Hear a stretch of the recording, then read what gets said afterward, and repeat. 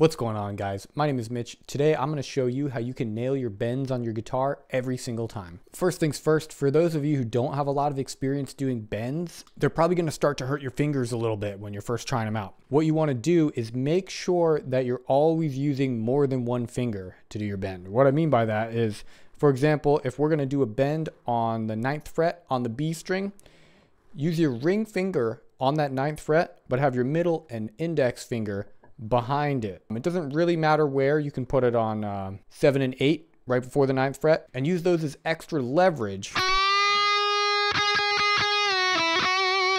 to get that bend. It's going to be a lot easier using more than one finger.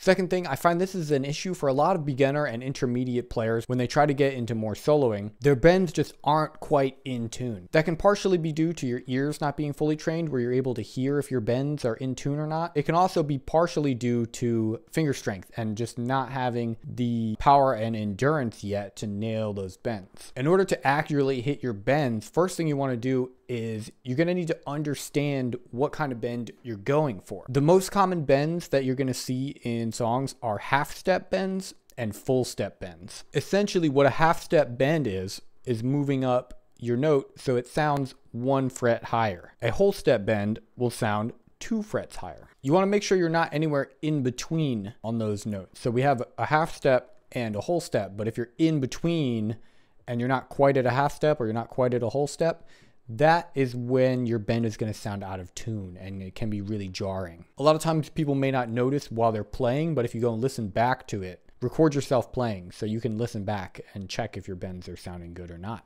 The best way to practice making sure you get those bends in tune, what I like to do is take whatever fret you want and then hit whatever note you want to bend up to. So if I'm doing 9th fret B string and I want to bend up a half step, I will hit the 9th fret and then slide up to the 10th fret and then back down. Then I'll try to emulate that and do the exact same thing but with a bend. You can do the exact same thing with a whole step bend. So we would go in from the 9th fret to the 11th fret and then trying to hit that with our bend. You can also do that with more bends, but the further you bend, it's going to be harder on your fingers. So I would recommend practicing half step first, then whole step. And then sometimes you'll even go 1.5 step bend. Those are a little more difficult on your fingers. With time, you'll be able to nail those as well. One thing that can really help too is getting slightly lighter gauge strings. Those will really help make bends a lot easier. A lot of electric guitars come standard with 10 gauge strings. If you go to 9s, or hybrids where they're the same as 10s on the low strings, but skinnier on the high strings, it'll make it easier on your fingers to nail those bends. One other way to practice getting your bends in tune is with unison bends. So if you don't know how to play a unison bend, what we're going to do is we're going to take a note on the B string.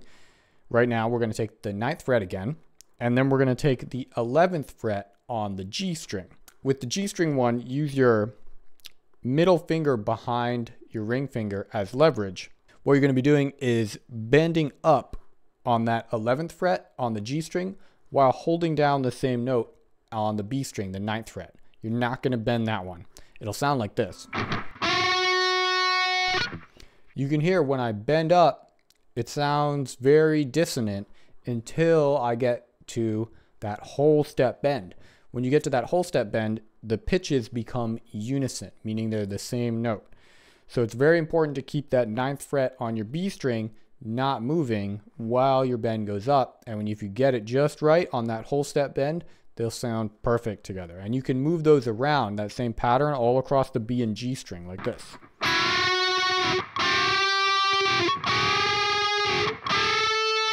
Great way to practice your bends, making sure they're go in tune, because you can hear right away if they're not quite there. You can do the same thing on any other pair of strings, but keep in mind the B and G strings, you can be close together like that. On any other string, you'll have to be 1 more fret apart. So for example, we'd be on 9th fret on the E string and 12th fret on the B string to get that whole step bend. Another thing you want to pay attention to when you're learning a solo is if the bend is going up and down, or if it's just going up and then they're cutting the note. short. So the difference is if I want my bend to come up and down, it'll sound like this. If I just want it to go up, it'll sound like this. And then you cut it short. Listen to what you're trying to learn and pay attention to if you hear the pitch coming back down, or if it just goes up and then they cut it or go into something else. Another more advanced bend technique that is also done pretty often is what's called a pre-bend. And what that is you want to bend up to your desired pitch and then hit the note. For example, like this. And then you would come back down.